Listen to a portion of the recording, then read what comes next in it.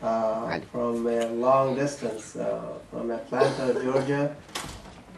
Sheikh Hanif, he did his accounting in the University of Georgia, and then he did his Islamic studies there under Sheikh Fawzi for a long time, and I had the honor to have breakfast with him this morning. It was a great gathering, inshallah.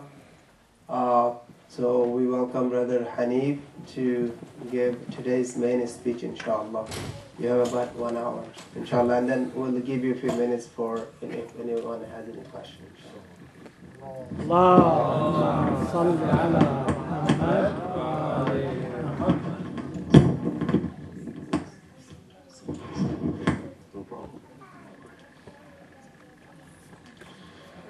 صلى الله محمد وآل محمد.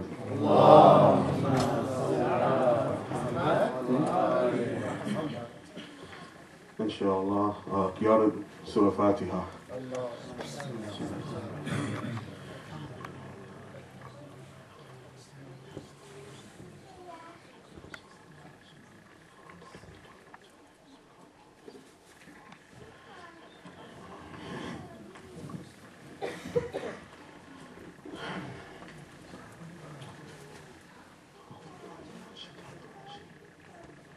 بسم الله الرحمن الرحيم.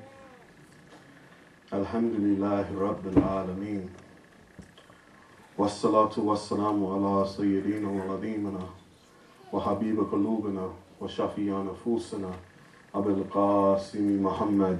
اللهم صل على محمد وعلى أهل بيته طيبين طاهرين معصومين الصادقين.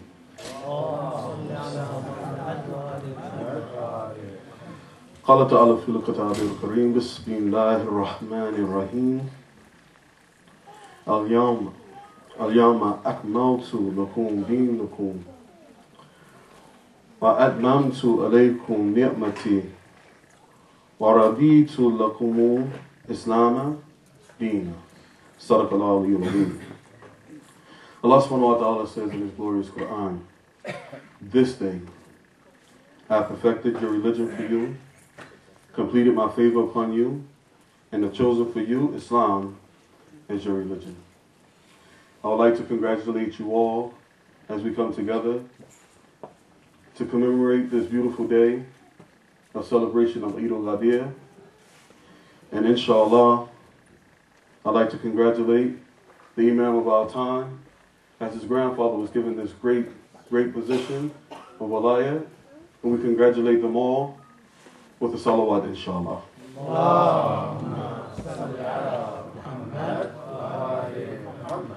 Assalamu alaikum jami'an wa rahmatullahi wa barakatuh. Inshallah, tonight is a beautiful night, and I do appreciate all of you inviting me out to be with you. But what is it that we're celebrating tonight? In our school of thought, we have 4 Eids. And of those 4 Eids, this one is by far my favorite Eid. Because the other Eids, Allah subhanahu wa ta'ala, He allows us to congratulate ourselves and congratulate our prophets. But here, He congratulates the whole world by perfecting the religion of Islam. In Eid al-Fitr, He congratulates us for obeying Him, for fasting the whole month, the holy month of Ramadan. In Eid al-Adha, He congratulates us for the obedience of Nabi Ismail and Nabi Ibrahim alayhi salatu wasalam. In the Mubahila, He congratulates us for our Prophet and him obeying him and having the courage and the understanding and the yaqeen, the certainty, to say that he will go and call the curse on the liars when it came down to the subject of Isa bin Maryam. But today, we celebrate the perfection of religion. And this perfection of religion has been going on from the beginning of time. And it was only perfected on this day of Eid al-Ghadeer. In the beautiful slide that we saw just a minute ago, we saw many of the proofs of why it is that Imam Ali alayhi salatu wasalam was given the honor of being the first Imam of Islam. And throughout the years, when we come to occasions like this, many people give many proofs of why it is that Imam Ali alayhi salatu wasalam was chosen by Allah subhanahu wa ta'ala to be the successor of Rasulullah. One of the proofs that was given, or that is given on a yearly basis, but is not really gone into and explained, is from a hadith, and I will relate the hadith to you guys from Sahih Bukhari, volume 5, book 59, and it's hadith number 700. It reads, Allah's apostle set out for the battle of Tabuk, appointing Ali as his deputy in Medina. Ali said, "Do you want to leave me with the children and women?" The Prophet said, "Will you not be pleased that you will be to me like Harun to Musa, but there will be no prophet after me?" Many of us, we hear this hadith year after year, not only in Eid al-Ghadeer, but during the birthday of Imam Ali, during the death of Imam Ali. We hear these things, but many a times we don't hear the explanation of why this hadith is important. If you was to go on the internet and Google this hadith, you'll find many articles. And in those articles, you'll find people that say that the Shia are trying to stretch to prove that this hadith actually proves the walaya or the successorship of Imam Ali alayhi salatu wasalam. They say that this is weak and it doesn't prove that he is the Imam or he's the successor of the Prophet. Why? Because Rasulullah left many people in charge of Medina when he left Medina. So they say that this is weak for us. Tonight, I will agree with them.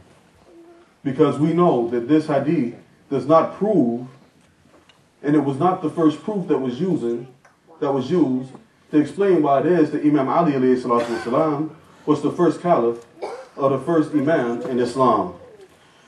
We find that Imam Ali alayhi salatu wasalam was made the successor of the Prophet early in the history of Islam. We find that Rasulullah was given a verse and a command from Allah subhanahu wa ta'ala.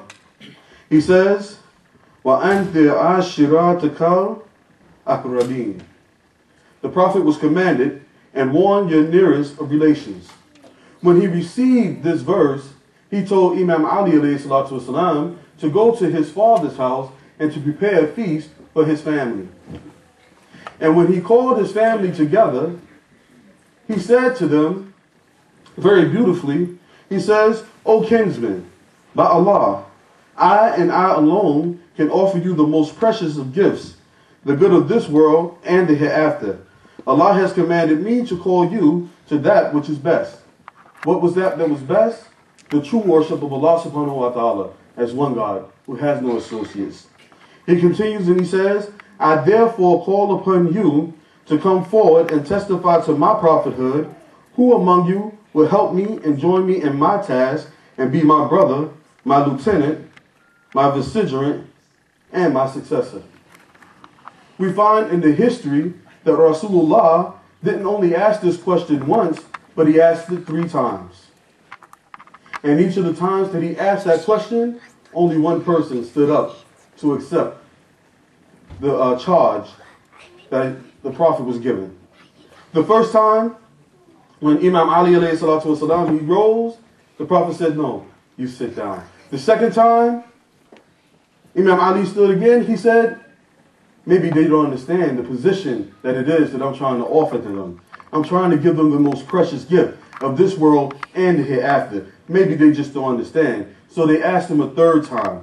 And after this 3rd time, Imam Ali alayhi salatu wasalam, he accepted it. Our Prophet declared, he said, "Verily, Ali is my brother, my vicegerent, and my successor.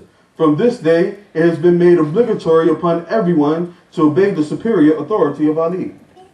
What we find is that those of the Banu Hashim that were there began to tease Ali's father and say, "Listen, your son has become your master today." So we know that everyone that was there accepted that. But from this statement alone, we who understand Islam, we are well satisfied to know that this is when Imam Ali alayhi salatu wasalam was made the successor to the Prophet. So anything that comes behind it is just, as we say in America, just gravy. Because the wilayahship has already been established.